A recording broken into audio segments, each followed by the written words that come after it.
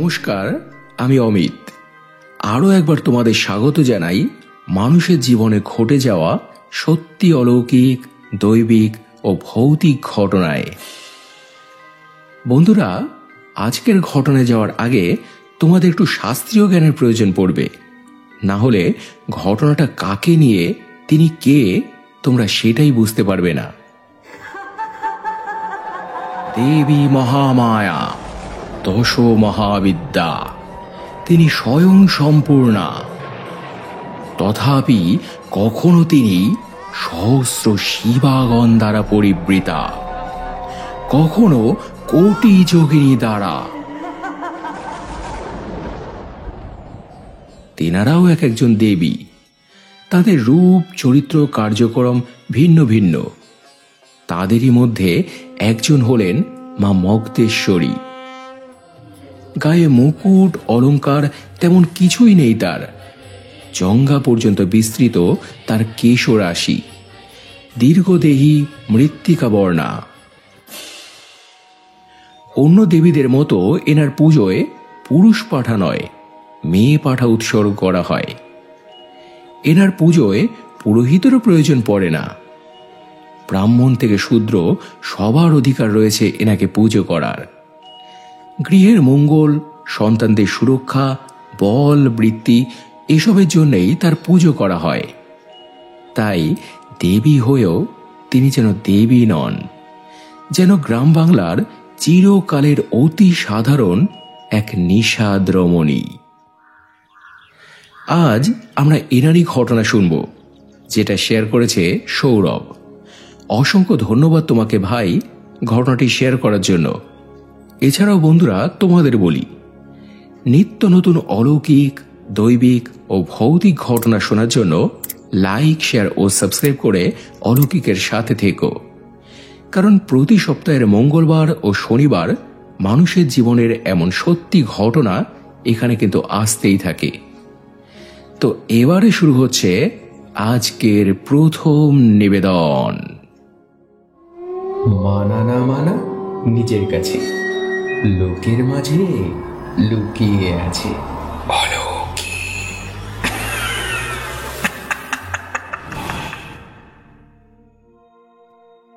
দাদা, আমি আসামের শিলচর থেকে সৌরভ বলছি।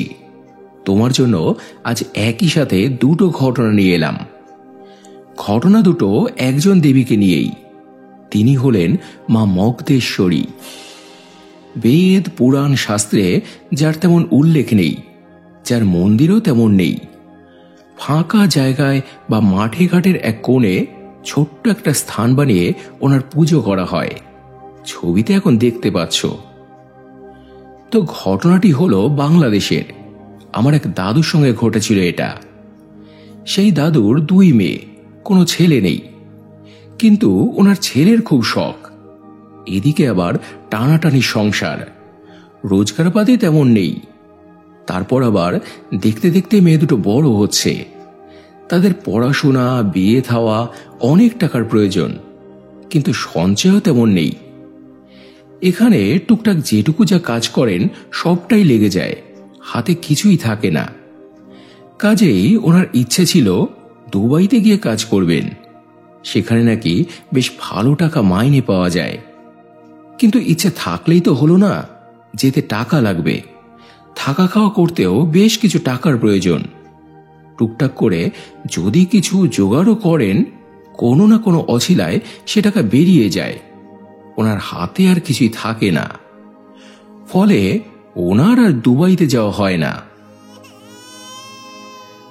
দাদু ভেবে পাচ্ছিলেন না যে এই অবস্থায় উনি কি করবেন। না এখানে উনি সংসার চালাতে পারছেন, না ওখানে যেতে পারছেন। আদেও কি ওনার ইচ্ছে কখনো পূরণ হবে? মায়ের কাছে উনি খুব করে মিনতি করতেন এই জন্য, মা। তারপর একদিন একটা ঘটনা ঘটল। ওখানকারই একটা মেয়ে একদিন মায়ের ভরে পড়ল। ভরে পড়ে সে বলছে, এই যা, বাদল দত্তকে ডেকে নিয়ে আয়, ওর সঙ্গে আমার কথা আছে। গিয়ে বল আমি মা মগধেশ্বরী ওকে ডাকছি। আসতে বলোকে। খবর পেয়ে দাদু সঙ্গে সঙ্গে ছুটে এলেন।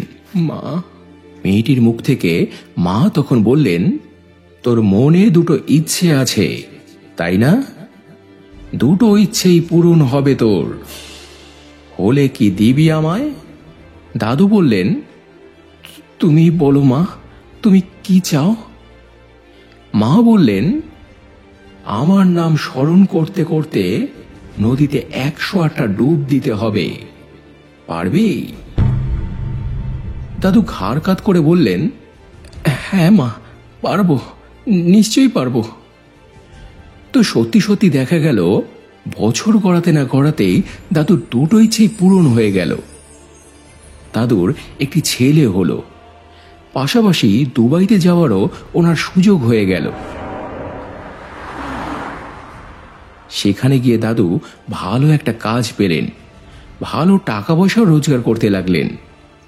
মায়ের আশীর্বাদে ওনার দুটো ইচ্ছেই পূরণ হলো। তারপর নদীতে মায়ের নাম স্মরণ করতে করতে 108টা ডুব দিয়ে দেওয়া কথা রাখলেন। আবার এদিকে আমার সেই দাদু স্ত্রী, মানে আমার সেই দিদার সঙ্গেও একবার একটা ঘটনা ঘটেছিল।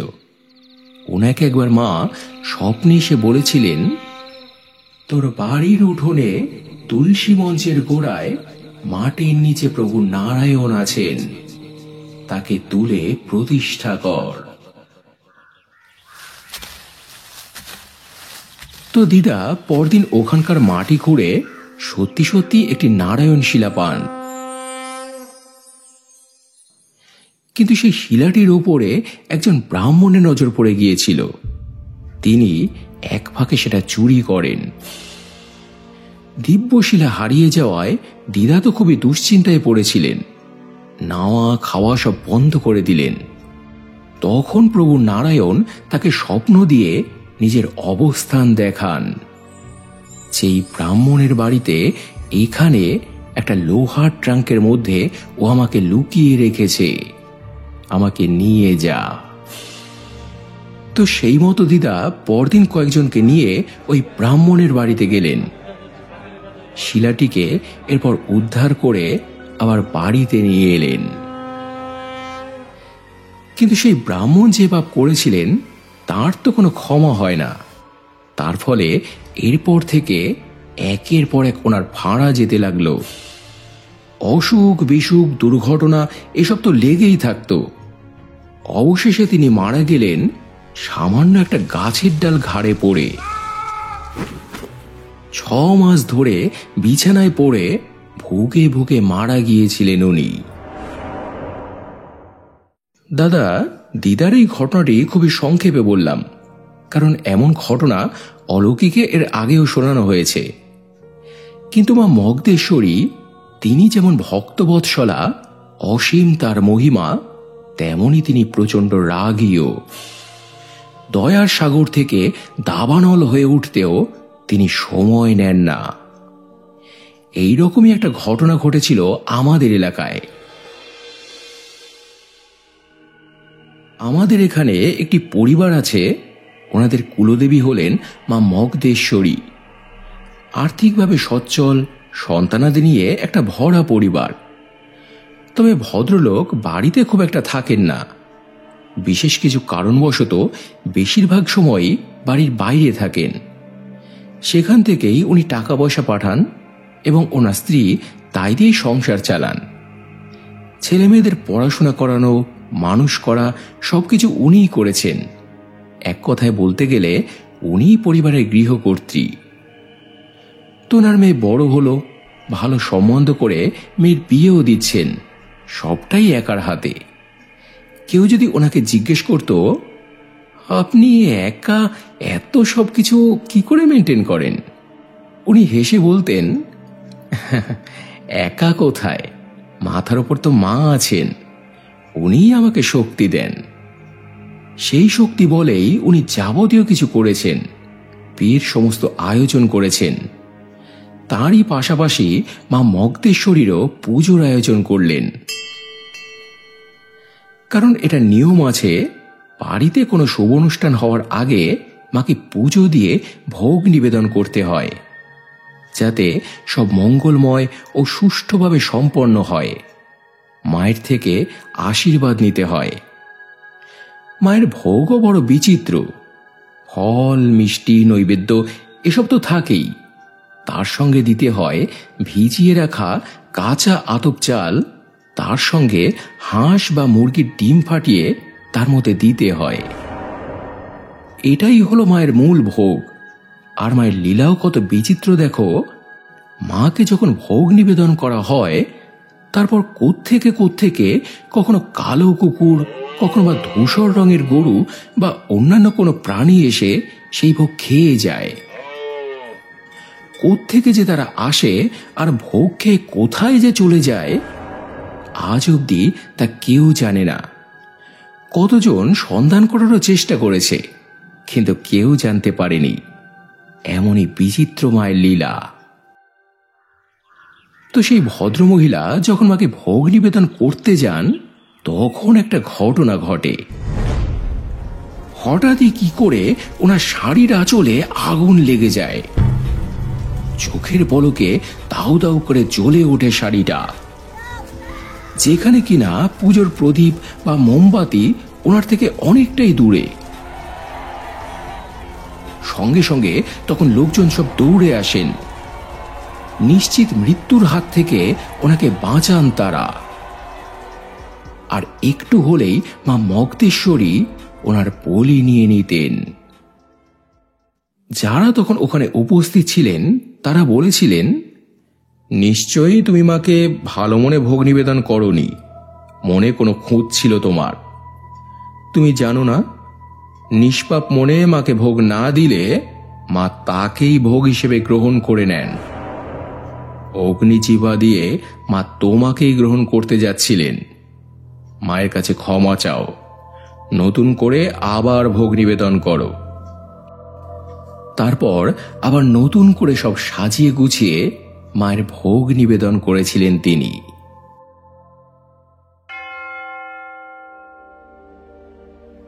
তো এই ছিল বন্ধুরা মা মগদেশ্বরীর ঘটনা। দেবীকে আমার প্রণাম। এনার সম্বন্ধে এই প্রথমবার জানলাম আমি। তোমরাও কি তাই, নাকি তোমরাও আগে জানতে? কমেন্টে জানিও। আর বন্ধুরা, এই ঘটনাটি কিন্তু খুবই প্রাসঙ্গিক, কারণ অনেক সময় দেখবে পুজো দিতে গিয়ে বা ধর্মকর্ম করতে গিয়ে অনেকেরই অনেক ক্ষতি হয়। লোকেরা বলে, কোথায় ঠাকুর দেবতা, তার মহিমা বলে কি কিছু আছে? যদি থাকেই তাহলে এমন কেন হলো? কিন্তু আমরা কি জানি ধর্ম করতে গিয়ে সে কোনো অধর্ম করেছে কিনা? তার মন পরিষ্কার ছিল নাকি মলিন, সেসব কি জানি আমরা, নাকি বিচার করি? ঈশ্বর কেন সেটা পছন্দ করবেন? তুমি হলে করতে? কেউ তার বাড়ির অনুষ্ঠানে তোমায় নিমন্ত্রণ করলো না, তোমার হয়তো খারাপ লাগবে, কিন্তু সে তোমায় নিমন্ত্রণ করে 10 জনের সামনে তোমার সঙ্গে দুর্ব্যবহার করলো, অপমান করলো, তখন কেমন লাগবে? সেই রকমই তুমি বরং অধার্মিকই থাকো, ভগবানকে ডেকো না, কিন্তু ডেকে তাকে অবজ্ঞা করো না, তাই না? তো এবারে চলে যাচ্ছি আজকের তৃতীয় ঘটনায়। এটা শেয়ার করেছে রুমিকা। অসংখ্য ধন্যবাদ তোমাকেও ঘটনাটি শেয়ার করার জন্য। আর বন্ধুরা, তোমাদের বলি, তোমরাও যদি এখানে তোমাদের জানা ঘটনা বা অভিজ্ঞতা শেয়ার করতে চাও, ডেসক্রিপশনে দেওয়া এই নাম্বারে আমাকে হোয়াটসঅ্যাপ করতে পারো। যদি লিখতে পারো তো লিখে, না হলে ভয়েস মেসেজ করে বলতে পারো তোমাদের জানা ঘটনা। তো এবারে শুরু হচ্ছে আজকের তৃতীয় নিবেদন।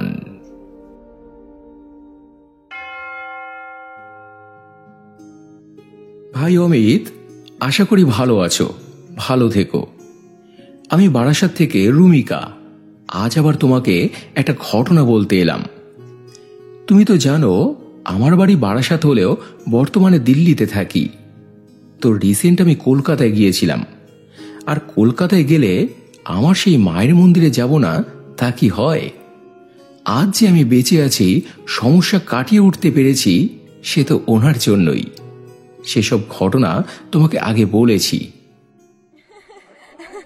তো যেদিন আমি বাড়িতে পৌঁছলাম সেদিন আমার মায়ের মন্দিরে যাওয়া হয়নি, অনেকটা বেলা হয়ে গিয়েছিল। পরদিন ছিল রবিবার, সেদিন গিয়েছিলাম। গিয়ে দেখলাম অল্প বয়সী যে ছেলেটা মায়ের পুজো করে সে নেই, কোনো দরকারে সে বাইরে গেছে। আমি আর পিসি শুধু মন্দিরে। পিসি মানে ওই মন্দিরে কাজকর্ম করেন যে মহিলা, একটু বয়স্ক, তাই ওনাকে পিসি বলি। পিসিকে বললাম, আজ মাকে তো খুব সুন্দর লাগছে পিসি, লাল সাদা ঢাকায় জামদানিতে বেশ সুন্দর মানিয়েছে মাকে, তাই না? পিসি বললেন, হ্যাঁ, মায়ের তো অনেক প্রণামী শাড়ি পরে, একজন দিয়েছে। প্রতি শনিবারই জাঁকজমক করে পুজো হয়, তুমি তো জানো। এত শাড়ি জমে গিয়েছিল আর রাখার জায়গা ছিল না, তাই কালকে অনেককে শাড়ি দিয়ে দেওয়া হয়েছে। কাল তুমি এলে তুমি একটা পেতে। তখন একটা বাচ্চা এসে বলল, হ্যাঁ গো সত্যি, কালকে অনেক শাড়ি দিয়েছে। শুনে আমার মনটা একটু খারাপ হয়ে গেল। একটা শাড়ি পেলাম না তার জন্য নয়, মাকে এত ভালোবাসি আমি, অথচ সবাই মায়ের প্রসাদ পেল, আমি পেলাম না। পিসিকে তখন বললাম, আসলে আমি তো শাড়ি পরি না, মা জানে সেটা, তাই বোধহয় আমাকে দেননি। এসব বলে মাকে প্রণাম করে মন খারাপ নিয়ে আমি বাড়িতে ফিরে এলাম।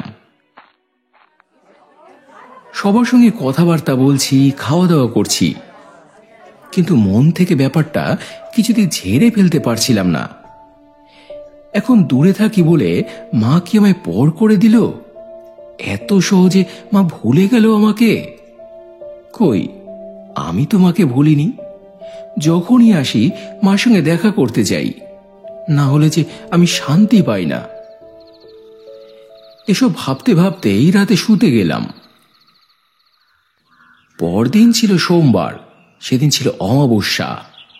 প্রতি অমাবস্যায় বড় করে মায়ের পুজো হয় মন্দিরে।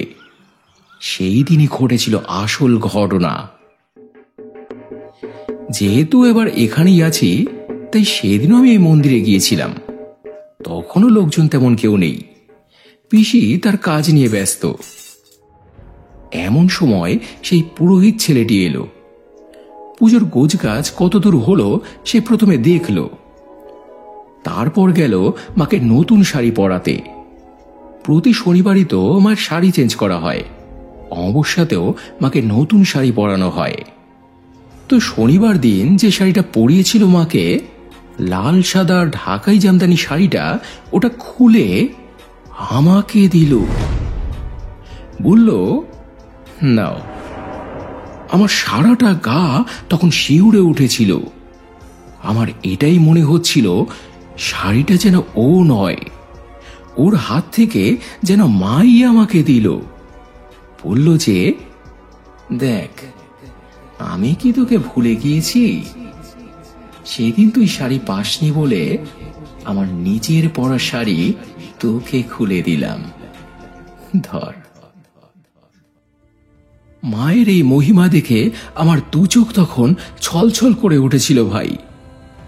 আমরা তার উপরে অভিমান করি, আমরা তাকে ভুলে যাই, কিন্তু তিনি তো মা, মা কালী, তিনি আমাদের কখনো ভোলেন না।